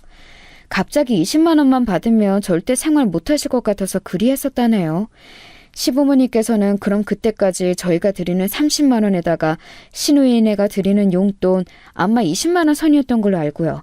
이걸 현금으로 받으셨고 공휴일 낀 달이면 어디든 저희가 그날 꼭 모시고 놀러 가거나 그렇지 못하면 돈으로 10만 원 드렸었고 생신이 있으면 또 챙겨드렸고 이마트 온라인 배송으로 매달 5만 원어치 생필품 넣어드렸고 시누이가 반찬 종류는 싹 다 조달해드렸고 이렇게 살아오셨던 거예요. 괜찮지 않나요? 두 분이서 생활하시기에는 부족함이 전혀 없었는데요. 시어머니 입장에서는 달랐나 봐요. 그게 사치, 여유 이런 것과는 거리가 먼데 용돈 10만 원까지 줄었다고 하니까 열이 받으셨던 것이죠. 저는 너무 착잡했고 남편은 속상했습니다. 이게 며느리와 아들의 차이인가 봐요. 저는 자식 부부들의 정성을 몰라주는 시어머니의 태도에 착잡했건만 남편은 달랐죠. 늘 풍족하고 여유가 넘치게 살고 싶어 하셨는데 그 마음 내가 알면서도 모른 척할 때가 많았어. 내가 그렇게 해드릴 수 없는 자식이니까. 죄송스러운 마음에 애써 그런 엄마를 모른 척 해왔던 거지. 내가 잘난 자식이었으면 엄마가 피부 관리실이나 실컷 다니시고 명품 쇼핑하시고 원하시는 그런 생활을 누리셨을 텐데. 씁쓸하다. 세상에, 속으로 그런 생각을 내심하고 살았던 거예요. 제 남편이 그날은 조금 낯설게 느껴졌네요. 제가 아이 낳고 나서 같은 애엄마끼리 시누이하고 공감대가 살짝 생겨서 따로 편하게 연락도 하고 지내게 되었는데요. 이런 고민을 시누이에게 털어놓았더니 진작 알고 있었다는 듯 한숨을 쉬더군요. 걔는 원래 그래. 그런 거 무슨 증상 이름도 있지 않나? 착한 아이 증후군? 뭐 그런 건가 봐. 우리 오빠는 옛날부터 공부벌레 범생이라서 딱 벽을 치고 사는 느낌이지 나는 성질머리 있어서 쉽게 못 건들지. 그러니까 우리 부모님은 막내가 가장 편하셨던 것 같아. 그런 만큼 자꾸 기대를 하시고 바라는 것도 많으시고 그러다 보니 세월이 흘러서는 이렇게 되었네. 나는 세상에서 가족만큼 복잡한 관계는 없다고 생각해. 그 안에 얽힌 이야기며 감정이 너무 복잡해. 저도 그게 뭔지 알 것 같아요. 저는 세상에서 가장 애틋한 사람이 저희 친정엄마인데 가장 애정어린 사람도 친정엄마이거든요. 가장 불편하면서도 편한 게 친정 식구들이고요. 시누이하고 이런저런 얘기를 나누면서 앞으로를 함께 다짐하기도 하였죠. 가진 것에 비해 바라는 게 많고 본인은 하지 않으면서 남이 해주기만을 하는 사람, 바로 저희 시어머니이자 시누이의 모친, 그분을 어떻게든 떠안은 채 변하시기를 바라며 잘 살아보자고요. 이때까지만 해도 아주버님은 안중에도 없었어요. 무슨 연구직 같은 걸로 일을 하고 계셨는데 혼자 조용히 자취를 하며 결혼 자금을 모으는 것만으로도 벅차다나 뭐라나? 그러고 계셨거든요. 시부모님께 효도하는 데 있어서 아주버님의 참가는 늘 미미한 정도였답니다. 그런데 이게 웬일인가요? 시댁에 급격한 변화가 일어나게 되었는데 그 주범이 아주버님이셨어요. 드디어 결혼을 하시게 된 아주버님, 그 상대가 무려 의사였습니다. 저하고 남편도 깜짝 놀랐는데 시부모님께서는 어찌셨는지 안 봐도 화나지요? 거의 기절할 땐 놀라시면서 기뻐하셨습니다. 특히 시어머니께서는 감격에 눈물마저 흘리셨죠. 이게 꿈이냐 생시냐? 우리 집안의 의사 맏며느리? 천지신명이시여 열심히 착실히 성실히 산 그 보답을 지금 받게 해주시는군요. 감사합니다. 정말 감사합니다. 앞으로 착한 마음으로 살겠습니다. 세상에 이바지를 하며 살겠습니다. 시댁의 작은 베란다에서 물 떠놓고 그런 기도를 올리셨어요. 그거 보여주시려고 저를 부르셨던 것인가 싶어서 좀 당황스러웠네요. 제가 어색해서 엉거주춤 있으려니까 시아버지께서 다가오시더니 흐뭇한 얼굴로 저에게 귓속말을 하셨습니다. 저거 내가 새벽같이 산에 올라서 떠온 약수야, 약수. 산의 전기를 흠뻑 받은 물이지. 그러니 저기에다가 기도를 올리면 얼마나 효염이 있겠어? 후딱 결혼식까지 올리기로 결정난 마당이니 앞으로를 위한 기도를 지금 올려야 순서가 맞지. 나중에 알고 보니까 그 의사 형님 집안이 독실한 불교 집안이더라고요. 그리고 산에 올라가 기도드리는 걸 중요하게 생각하는 집안인 것 같던데, 그래서 그렇게 물을 떠다 놓고 시부모님께서도 기도를 하셨던 모양이었죠. 저는 이런 걸 안 보고 자라서 낯설었고 그래서 별 생각도 없었어요. 시어머니께서 기도한 자리를 저보고 말끔히 치우라고 하시기에 그대로 했죠. 자리 정리하고 그릇 설거지까지 싹 마쳤더니 화장실 다녀오신 시어머니께서 기함을 하셨습니다. 너 이게 뭐 하는 짓이야? 이 귀한 물을 설마 다 쏟아버린 거야? 이런 정신 나갈 것을 보았나? 너 어떻게 책임질래? 그 물 버리면 안 되는 거였어요? 왜요? 기도 끝나신 거 아니에요? 중요한 것만 말씀을 해주시지. 다 치우라고 하셔서 저는 그냥 다 치운 건데. 이것 봐라. 또 얼빵한 척하면서 사람 복장을 뒤집어 놓네? 내가 너 처음부터 그 모양 그 꼴이어서 마음에 안 들었어 이거사. 니까짓게 우리 의사 맏며느리 들여오는 길에 초장부터 흠집 내어놔? 갑자기 불같이 화를 내시면서 제 머리채를 확 쥐셨습니다. 그러더니 불호령에 맞춰서 제 머리채를 마구잡이로 흔드시는 게 아니겠어요? 저는 두피도 너무 아프고 눈앞도 빙글빙글 돌아서 죽을 맛이었죠. 잠시 후 시어머니의 손에 한 움큼 있는 제 머리카락을 보자 눈물이 막 나왔습니다. 그랬더니 저보고 또 쓸데없이 질질 짠다면서 호통을 치시더군요. 결혼 전에는 이렇게 막 무례하게 구셨다가 한참 동안은 또 조용하셨다가 갑자기 이렇게 다시 돌변하신 이유, 앞만 봐도 의사 형님의 존재 때문이었습니다. 기세 등등 이제 저희 부부의 미약한 원조 따위 필요 없다는 것이고, 그러니까 이제 실컷 어른 유세 떠시면서 저를 부려먹겠다는 심보이셨어요. 너같이 구질구질한 것도 며느리라고 내가 품어주고 보듬어주고 무조건적으로 포용해주고 그렇게 지내왔지만 앞으로는 조금 달라져 볼까 싶구나. 고부관계의 질서 정리가 필요한 시점이야. 그리고 동서지간의 서열 정리도 옳게 이루어지는 쥐엄한 우리 집안이 되었으면 한다. 당초에 언제 시어머니께서 저에게 그렇게 잘해주셨다는 건지 의문이었습니다. 그동안 제가 아이 낳고도 그 직후에도 컨디션 안 좋은 몸으로 시댁에 가서 식사 같이 해드리고 주말이나 공휴일 같은 때 가까운 데 모시고 꼬박꼬박 놀러가 드리고 자꾸 명품 타령하시는 건 못 들어드려도 작은 지갑이나 액세서리 정도는 좋은 걸로 한 번씩 사드리기도 하고 저 이렇게 기본 도리는 잘 지켜왔다고 생각했어요. 하지만 그때마다 시어머니께서는 저에겐 늘 시큰둥한 반응을 보이셨고 마치 저를 향해 이건 원래 네가 해야 하는 거니까 생색낼 생각 마라 이렇게 매번 경고를 하시는 듯 했습니다. 지금껏 그렇게 구셨으면서 저를 무조건적으로 포용해 주셨다니 너무 황당했지만 동서지간의 서열 정리라는 말이 너무 마음에 걸렸어요. 아니나 다를까 앞으로 제가 그 새로운 형님께 깍듯이 아랫사람 역할을 하라는 게 시어머니의 주문이었습니다. 또한 내가 분명하게 지금 말을 해두는데 우리 맏며느리 앞에서 네가 나를 우습게 여기는 언행을 한다거나 내 위험이 깎일 만한 짓을 네가 한다면 나 그때는 정말로 가만히 안 있어. 너무 당황스러운 울음장이었네요. 참고로 형님께서는 저와 2살 차이밖에 안 나는 분이셨어요. 나이 차이가 적게 나니까 기분이 좀 이상하긴 하더라고요. 직업이 의사라고 하니까 사회적으로 인정받고 성공한 사람인 것 같아서. 아무튼 부러웠네요. 형님을 보면서 저는 내심 속으로 살면서 수많은 기회를 제가 놓쳐온 것은 아닌지, 과연 제가 정말로 죽을 만큼 뭔가를 열심히 최선을 다해서 해본 적이 있는지, 이런 인생이 제가 원했던 인생이 맞는지 여러 생각을 했었습니다. 형님과 제가 쉽사리 가까워지진 못했어요. 인상부터가 약간 도도하면서 고고하다고 해야 하나? 그런 느낌이셨고요. 아주버님과 짝꿍 아니랄까봐 말수 적고 고요한 분이라는 이미지가 얼굴에 있었어요. 게다가 가끔 뵐 때면 시어머니께서 열심히 형님께 이런저런 말씀을 붙이시고 계셔서 저는 자연스레 그들의 수발을 드는 역할이었을 뿐 끼어들기에 애매했습니다. 그러다가 어느 날 시어머니께서 식재료 좀 사오라고 주문을 하셔서 제가 주말 오전에 시댁에 갔더니 형님이 와 계셨어요. 잠깐 들른 거라 하셨죠. 오래된 좁은 평수의 시댁 아파트와 형님은 이질적으로 보였습니다. 그런 곳에 있어도 형님은 차림새 때문인가 고급스러운 느낌이 좀 있더라고요. 편한 옷을 입고 온 저와 더욱 비교가 됐네요.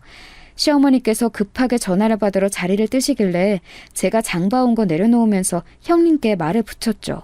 살갑게 이런저런 얘기를 건넸더니 형님께서도 점차 표정이 풀어지시는 게 보였네요. 전문직 종사자라는 건 아우라가 느껴지는 것 같아요. 집안에 의사 있다고 어디 가서 자직 자랑을 못했는데 곧 하려고요.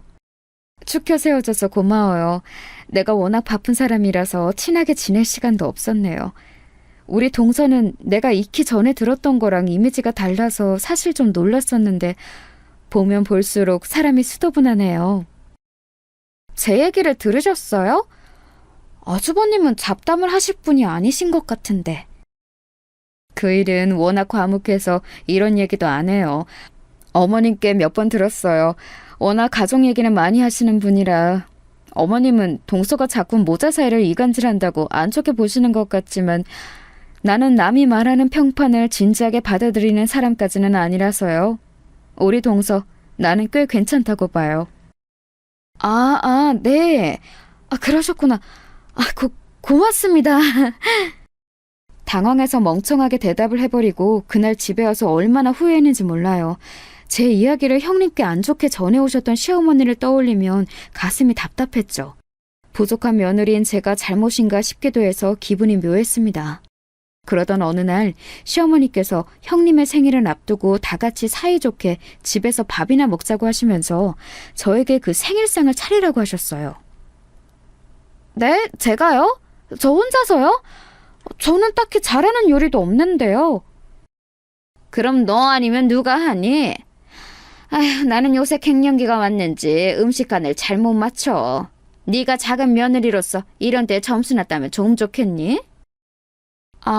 네, 알겠습니다. 그런데요, 어머님. 혹시 형님께 직접 정성스레 차린 생일상을 준비하시겠다고 이미 그렇게 말씀을 해놓으셔서 어떻게든 수습해야 할 상황인데 방법이 없으시니까 저에게 전가하시는 건 아니죠? 너는 말을 해도 꼭 이렇게 사람 속 뒤집어 놓으면서 얄밉게 하더라?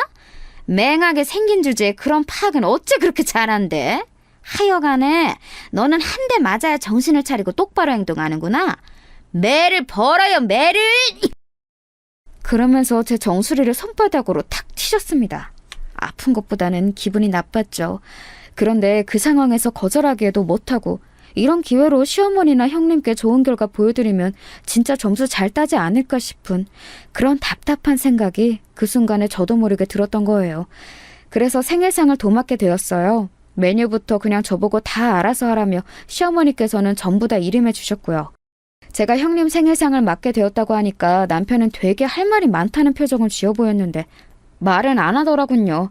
그 심정 뭔지 알 것만 같았습니다. 아휴, 한숨이 절로 나왔네요. 어쨌든 하긴 해야 하니까 준비에 들어갔어요. 없는 게 없을 형님께서 좋아하실 생일상이 뭘지 궁리를 해봤죠. 제가 나름 파악한 게 있었는데 형님은 고기들 중에 돼지고기를 가장 좋아하신다는 것이었어요. 갈비찜을 소갈비찜보다 돼지갈비찜으로 더 선호하시는 걸 처음에 알았을 때 살짝 눈치를 챘었는데요. 언제 한번 말복 이야기가 나와서 닭고기에 대해서 말을 하고 있을 때 이러시더라고요. 나는 오리보다 확실히 닭이 더 맛있더라고요. 어디 가서 오리구이를 맛있게 먹어본 적이 없고 오리 훈제도 뭐가 맛있다는 건지 잘 모르는 입맛이에요. 오, 그러세요? 오리보다 닭이 더 흔하니까 다행이시네요. 고기 중에서 그럼 닭을 제일 좋아하세요? 치킨 같은 거 잘 드시겠다. 고기는 돼지가 가장 낫죠. 솔직히 잘 나온다는 한우 고깃집 아닌 다음에야 소보다 돼지 구워 먹는 게 더 맛있더라고요. 딱 먹어보면 입에 삼겹살 같은 게 제일 많이 먹히지 않아요? 김치하고 짭짤한 반찬하고 이렇게 삼겹살 곁들여 먹으면 진짜 맛있는데 차리기도 귀찮고 냄새 빼는 건 더 귀찮고 여러모로 직접 해먹지는 않네요. 그렇다고 차림이 잘 나오거나 고기 질이 가격 대비 썩 좋은 집을 찾기도 애매해서 좋아하는 음식치고는 대단히 만족한 적이 잘 없는 것 같아요.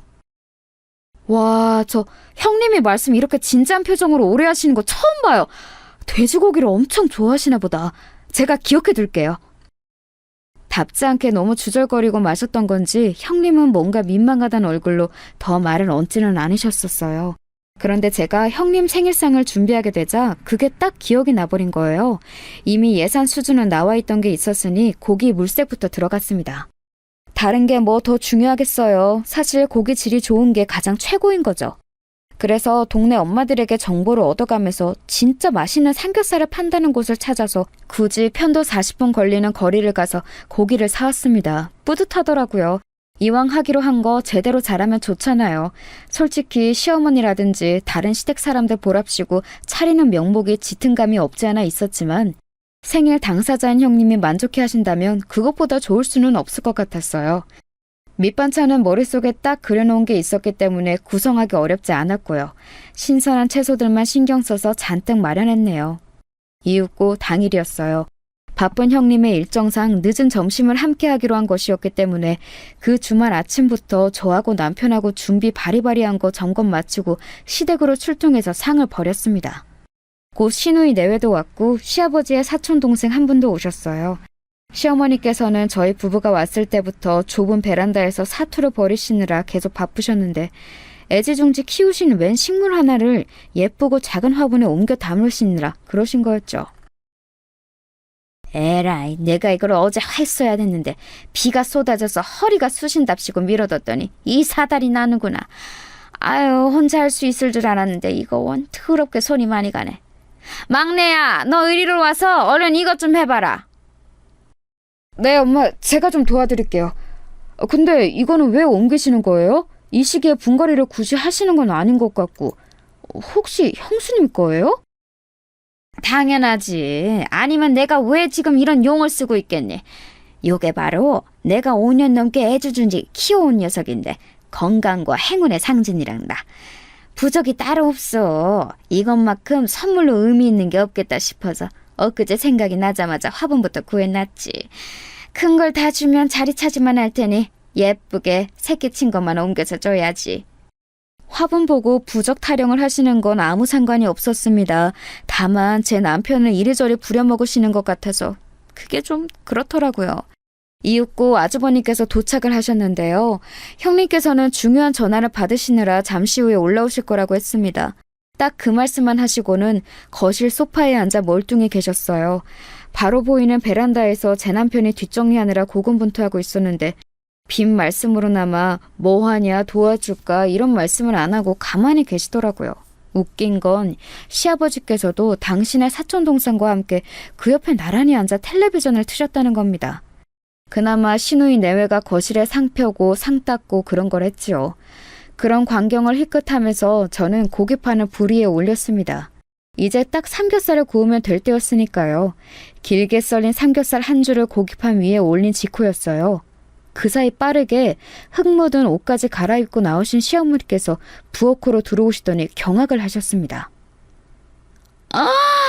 알아서 잘 하겠거니 싶어서 맡겼는데 지금 이 꼬라지는 뭐야? 갈비찜하고 해신탕 같은 거 하는 게 아니었니? 고기를 왜 굽고 자빠졌어? 게다가 삼겹살? 아니 하나도 아니고 지금 삼겹살을 굽는 거야? 에라이 정신 빠진 거사. 머리가 나쁘고 눈치가 없는 것도 어느 정도가 있는 거야. 너는 귀한 의사 선생님께 고작 삼겹살을 차려드리고 싶은 마음이 잘도 들었어? 어머니께서 저보고 메뉴 알아서 하라고 그러셨잖아요. 저는 형님이 좋아하시는 걸로 준비를 한 건데 그렇게까지 저를 비난하시는 이유를 잘 모르겠습니다. 어랍쇼? 이게 또 눈물 한마디 쏟으려고 시동을 거네. 이 무식한 것, 이 천박한 것. 내가 너 초장부터 이래서 알아봤던 거야. 감히 의사 맏며느리 앞에서 내 채신을 깎아먹으려고 이딴 삼겹살 소냐 준비하더니 그래놓고 눈물 글썽하고 자빠졌네. 이건 너나 다 처먹어. 누가 이딴 걸 먹는다는 거야? 우리는 밖에 나가서 외식할 테니까 너나 많이 해먹어라. 시어머니께서는 머리 끝까지 화가 나셨는지 침을 튀기며 열변을 토하시더니 삼겹살이 담긴 봉지째 집어들어서 그걸로 제 머리를 치셨습니다. 묵직한 게 제 머리를 치고는 바닥에 떨어지는 걸 저는 멍하게 쳐다봤죠. 그와 동시에 눈물이 또르르 흐르더라고요. 제가 왜 이런 취급을 받아야 하는지 이해할 수가 없었어요. 무심코 눈물을 닦으며 고개를 틀자 베란다 쪽에서 통화를 하다가 이쪽에 소란을 들었는지 눈길을 주는 놀란 얼굴의 남편이 보였습니다. 애써 골라 입고 온 옷이 흙으로 더러워져 있었어요. 그리고 시누이 내외가 뭔 일이 났나 싶어서 어리둥절한 표정으로 이쪽을 살피고 있었죠. 고개를 바로 하자 저를 보며 코웃음을 치시는 시어머니가 보였습니다. 그 다음 일어난 일은 제가 그렇게 하려고 해서 한 게 아니라 정말 불가항력적으로 벌어진 것이었어요. 저도 모르게 그렇게 되었거든요. 바닥에 떨어진 삼겹살 봉지를 주워든 저는 그걸로 시어머니 얼굴을 후려치고 말았습니다. 퍽 소리가 났고 시어머니께서는 싱크대를 잡고 간신히 주저앉지 않으셨죠. 부엌으로 들어오던 시누이가 짧게 비명을 질렀어요. 다가온 남편도 놀란 숨을 삼켰고요. 저는 시어머니께서 혼미한 눈빛으로 저를 쳐다보시자 홀린 듯이 정신없는 말을 쏟아냈습니다. 누가 누구 보고 천박하다는 거예요? 능력도 없고 인성도 부족한 주제에 자식들에게 바라는 것만 더럽게 많고 자식 차별하고 며느리 차별하고 돈 앞에서 해불쭉하는 어머님보다 설마 제가 더 천박할까 싶어서요? 그래요. 저 무식해요. 명문대도 못 나왔고 언감생신 의사는 꿈도 못 꿔봤어요. 그래도 제가 어머님 앞에서는 무식으로 한 수가 아니라 두 수 정도는 접어드려야겠는데요? 무식대회 나가면 어머님은 대상 후보는 기본으로 깔고 가요. 시어머니께서 놀란 입만 뻐끔거리셨고 한 줄 올려놓은 삼겹살이 지글지글 익는 소리를 내길래 저는 신경질적으로 가스불을 꺼버린 뒤 고기판 채로 싱크대에 그걸 확 엎어버렸습니다. 그러자 시어머니께서 뒤로 물러나며 놀란 비명을 내지르셨죠. 그때부터 제가 아주 오해를 시작했어요. 왜 그랬는지 모르겠는데 그냥 막 울음이 크게 나오더라고요. 남편이 다가와서 제 어깨를 감싸 안았고 시어머니께서는 그런 당신의 막내 아들을 비난하려는 듯 덜덜 떨리는 팔을 들어 삿대질을 하셨습니다. 그때 시누이가 끼어들었어요. 올케가 미친 짓 했지만 엄마가 선수 치셨어. 그러길래 왜 사람을 극한으로 몰아가요? 뭐라고? 너네 다 누구 편이야? 누구 편이냐고? 이 구질구질한 것들이 똑같이 다들 정신이 나갔네? 다 필요 없어. 우리 장남하고 맏며느리만 있으면 돼. 시어머니께서는 악다구니를 쓰셨고 저는 엉엉 울면서 그런 시어머니께 원망의 눈길을 보냈어요. 그러자 그게 화를 돋구었는지 시어머니께서 어디서 그런 힘이 나셨는지 남편을 밀치고 제 머리채를 확 잡으셨습니다. 일전에 뜯겼던 것보다 더 아프더라고요. 양손으로 제 머리를 잡고 휘두르시는 통에 제가 비명을 내질렀고 시누이가 경악해서는 시어머니를 말리려고 하였는데 그때 제가 언뜻 남편이 그런 자기 누나를 말리는 듯한 몸짓을 보았어요. 그 순간에도 왜 저러지 싶었죠. 그런데 이유가 있었어요. 왜냐하면 어느새 도착해 계셨던 형님께서 그 광경을 다 보셨거든요. 저를 놓아주신 뒤에 씩씩 거리시던 시어머니께서 문득 형님을 발견하시고는 소스라치셨습니다. 우리 귀한 며느님 와 있었어? 아이고야, 이건 별일 아니니까 신경 쓰지 마려. 지금 상을 차리고 말고 할 게 아니라서 우리 어디 그 근사한 곳에 나가서 먹자. 어머님, 지금 제가 생일을 챙김받을 그런 상황이 아닌 것 같습니다. 며느리 머리 잡아뜯는 시어머니의 모습을 보고도 태어나게 있기란 아무리 저라도 어렵거든요. 저쪽에서 먼저 나를 쳤어. 며느리 주제에 감히 시어머니 뺨을 후렸다니까? 건반직녀는 내가 당장에 소문 안 봐주고 어쩌겠니? 며느리 주제라고 말씀하시는군요. 저도 어머님의 며느리인데 흠칫하게 되네요. 조금 무섭기도 하고요. 어머님은 이런 분이셨군요. 잘 알겠습니다. 정말 죄송하지만 제가 갑자기 속이 안 좋아서 식사는 어려울 것 같아요. 오후에 일정도 있고요. 먼저 가보겠습니다. 형님께서는 엄청나게 무표정한 얼굴로 그렇게 말씀하시더니 꾸벅 목례만 남기시고 돌아서셨어요. 그 뒤를 허둥지둥 아주버님께서 따르셨고요. 이어 남편이 저를 챙겨서 함께 나왔죠. 나올 때 보니까 뒤에서 시어머니와 시누이가 한판 거하게 다투기 시작하는 소리가 들려왔어요. 벌써부터 일방적으로 시누이가 폭격하고 있더라고요. 남편하고 서로 눈물을 훔치며 저희 부부는 다짐했어요. 시댁에는 이제 발길을 끊기로 말입니다. 저나 남편이나 괜히 좋은 아들과 좋은 며느리라는 거 해보고 싶어서 지금까지 버티고 있었던 것 같아서 허무했네요. 놓아버리니까 마음이 편해졌죠. 그리고 이튿날 형님께 연락을 받았어요. 우리 동서 덕분에 시댁과 나이스하게 거리를 둘 수 있는 기회가 생겨서 너무 좋네요. 개인적으로 아주 고마운 심정이에요. 앞으로 종종 우리 만나서 커피 한잔하고 밥도 먹고 그렇게 지내요. 그때는 당황해서 그냥 어버버 하다가 통화가 끝났는데요. 그날 아주버님께서 남편에게 100만 원을 입금해 주셨어요. 제 계좌를 몰라서 그리했다 하시더라고요. 형님 생일상 준비한다고 고생한 비용이며 이것저것 친 것이라고 했습니다. 남편이랑 저는 그냥 앞으로 어떻게 되나 지켜보고 싶은 마음이었어요. 몇 달이 지나자 완벽히 결론이 났죠. 시댁은 고립되었습니다. 시누이는 지금까지 쌓인 게 많았다면서 시댁에 더 이상 안 가겠다고 했고요. 형님께서는 시댁이 마치 없는 것처럼 사셨고 가족이고 뭐고 공부만 하며 살아오신 아주버님께서는 부모 공경보다 아내 사랑이 우선인지 그런 아내의 노선을 너무 잘 따르셨습니다. 장남과 맏며느리를 이렇게 시부모님께서는 잃게 되셨죠. 가장 만만하게 부려먹으셨던 저희 부부가 사라지니까 시간이 지날수록 아쉬우셨나 봐요. 그 지엄하신 시어머니께서 저에게 사과까지 하신 걸 보면 말이죠. 예, 네 시아비가 손녀 보고 싶어서 우는 소리를 얼마나 하는지 아니? 나도 우리 손녀가 요즘 들어 더욱 보고 싶구나. 어머님, 저희 애 핑계는 왜 대세요? 별로 신경도 안 쓰고 사셨잖아요. 너무 서운하게 말하지 마. 우리가 남이니? 가족이잖아, 얘.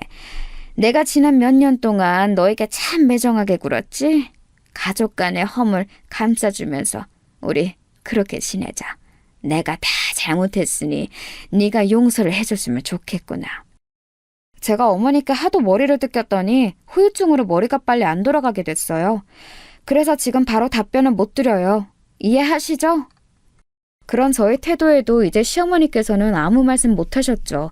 시부모님께서는 특히 제 남편이 그리우신 듯 했습니다. 그러나 이미 남편은 시부모님 번호를 다 차단했으며 단 한 번도 먼저 저에게 두 분의 이야기를 꺼낸 적이 없었네요. 무탈하고 평화롭게 제가 그리던 결혼 생활 지금 하고 있는 중이에요. 아주버님하고는 여전히 어색하지만 형님하고는 제법 친해졌고요. 시누이하고는 둘이 멀리 여행까지도 가는 사이가 되었네요. 아무 문제 없이 잘 지내고 있는 지금인데 앞으로 계속 이래도 되는 것인지 가끔은 심란해지기도 한답니다.